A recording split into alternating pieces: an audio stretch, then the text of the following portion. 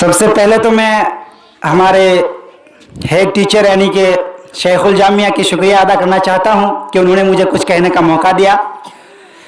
तो हमारे लिए ये बहुत ही खुशी की बात है कि आज इस रिपब्लिक डे यानी कि 26 जनवरी, जिसको उर्दू में यौम जमहूरियत भी कहा जाता है, इस मौके पर हम और आप इकट्ठे होकर खुशियां मना रहे हैं।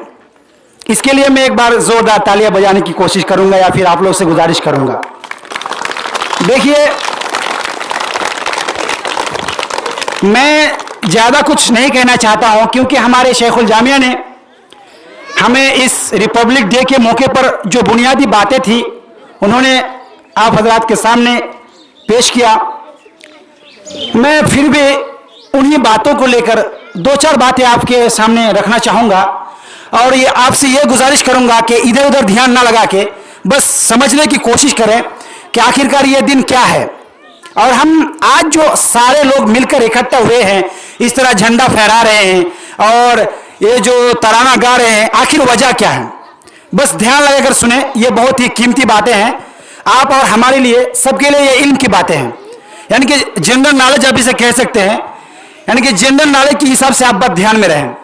देखिए, जब हमारा मुल्क हिंदुस्तान अंग्रेजों के हाथों में कब्जा हुआ था, यानी कि अंग्रेज हमारे मुल्क में हुकूमत कर रहे थे, उसके बाद जब हमारे देश के बड़े बड़े लोगों ने, यानी कि जो तालीम याफ्ता लोग थे, उन्होंने जब सोचा, गौर किया तो देखा कि हमारा मुल्क है हिंदुस्तान और हमारा मुल्क होने के बावजूद अंग्रेज लोग हमारे देश में कब्जा किए हुए हैं। यानी कि उन लोगों के दिमाग में यह बात बहुत ज्यादा खलल मचा रही थी कि यह कैसे हो सकता है, हिंदुस्तान हमारा मुल्क है, हमारे देश में गैर लोग हुकूमत करेंगे, ऐसा हो ही नहीं सकता है।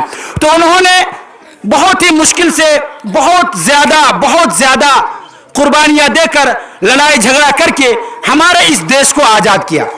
और 1947 में, यानी कि 15 अगस्त 1947 में हमारा मुल्क हिंदुस्तान आजाद हुआ। उसके बाद क्या हुआ? देखिए, दुनिया की चाहे किसी भी कंट्री में आप चले जाए, किसी भी देश में चले जाए, कोई भी देश बगैर कानून और कवायद के चल नहीं सकते। चाहे आप अमेरिका में जाएं, यूरोप कंट्रीज में जाएं, अफ्रीका की कंट्रीज में जाएं, ऑस्ट्रेलिया में जाएं, बांग्लादेश, पाकिस्तान, चाहे कहीं भी क्यों ना चले जाएं, हर देश के कुछ ना कुछ कानून और कवायद हुआ करते हैं। उसी तरह से हमारे देश के बड़े बड़े लोगों ने यह सोचा, अब हमारा मुल्क हिंदुस्तान आजाद तो हो गया, लेकिन हिंदुस्तान में कुछ कानून होना चाहिए जिसके मुताबिक हमारे हिंदुस्तान के लोग चलेंगे। तो 1947 साल के बाद डॉक्टर राजेंद्र प्रसाद की सदारत में भीमराव अंबेडकर ने सारे लोगों, उनमें हिंदू भी थे, मुस्लिम भी थे, जो बड़े बड़े लोग थे, उन लोगों के साथ मिलकर कुछ कानून और कवायद बनाए और उन कानून और कवायद को 1950 में अमल में लाया गया। अब उस कानून और कवायद में जो मोटी मोटी बातें, उनको आपके सामने बयान करना चाहूंगा। उनमें से एक मोटी बात यह भी है, एक बहुत बड़ा कानून यह भी है कि हिंदुस्तान एक ऐसा देश है, एक ऐसी कंट्री है कि यहां पर हर मजहब के लोग बराबर हुकूक पर मुश्तमिल है।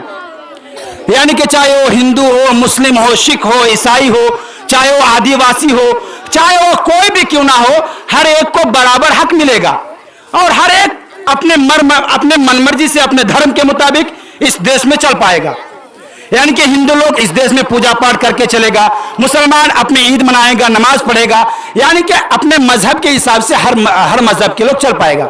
लेकिन आज अगर आप देखें, हमारे हिंदुस्तान का जायजा ले, बड़े बड़े देशों का, बड़े बड़े शहरों का आप जायजा ले, तो आपको यह पता चलेगा कि हमारे देश के जमहूरियत में, डेमोक्रेसी में जो बातें थी, आज बिल्कुल उसका उल्टा किया जा रहा है। आप देखेंगे कि कहीं पर मुसलमानों पर जुल्म हो रहा है, तो कहीं पर हिंदुओं पर जुल्म हो रहा है, तो कहीं पर आदिवासियों पर जुल्म हो रहा है, तो कहीं पर ईसाइयों को उनका हक नहीं दिया जा रहा है। हालांकि हमारे देश की डेमोक्रेसी जो है, हमारे देश की जो जमहूरियत है, इस बात की इजाजत नहीं देती है, बल्कि हमारे देश की जमहूरियत ये कहती है कि हर मजहब को अपने हिसाब से चलने का मौका मिलेगा।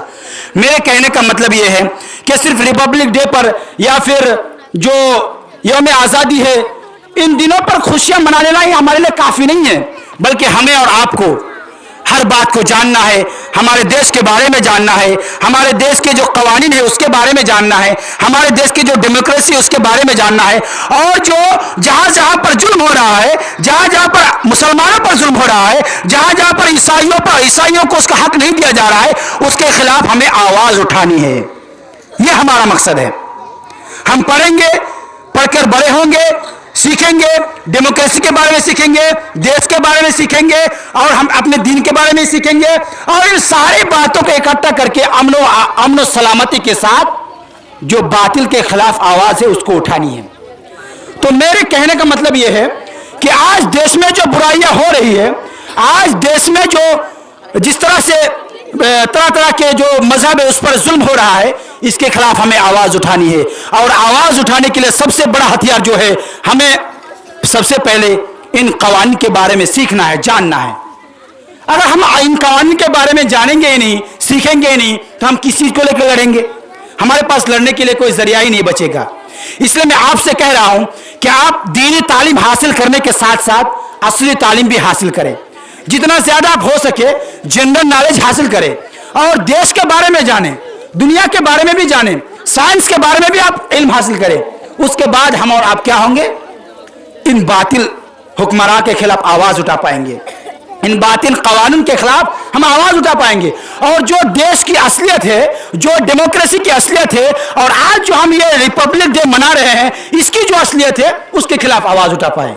बस इन्हीं चंद बातों के साथ मैं अपनी छोटी मोटी तकरीर को खत्म करना चाहता हूं। अल्लाह से दुआ है कि अल्लाह ताला हम सारे लोगों को दीन, दुनिया और सारी बातों को समझने और हक और बातिल के दरमियान फर्क करने की तौफीक दे, आमीन। और अल्लाह से यह भी दुआ है कि अल्लाह ताला हमारे देश के जो हुक्मरां हैं, जो बिल्कुल जबर तसद्दुद के साथ अपने मनमर्जी इस देश के डेमोक्रेसी की धज्जियां उड़ा रही है, उसको सही समझ दे और उसको सही राह पर चलने की तौफीक दे, आमीन। व आखिर दवाना अल्हम्दुलिल्लाहि रब्बिल आलमीन। अस्सलामु अलैकुम व रहमतुल्लाह।